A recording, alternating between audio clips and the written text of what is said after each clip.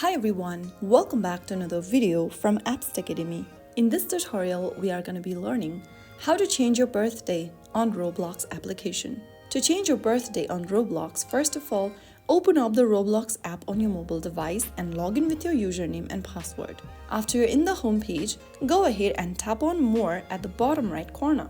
In the More section, scroll down and tap on Settings.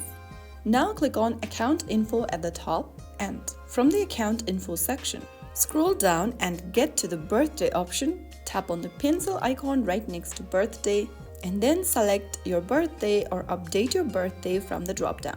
After updating your birthday information, click on Continue. Now, if you have enabled one-time verification code, you will then need to enter the 6-digit code sent to you via email that is associated with Roblox.